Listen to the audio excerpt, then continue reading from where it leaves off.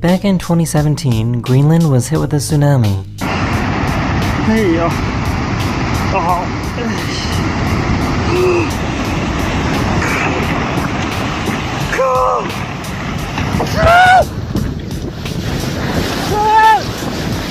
Back in 2020, this cruise ship was on its way to Ireland when it ran into some pretty heavy waves.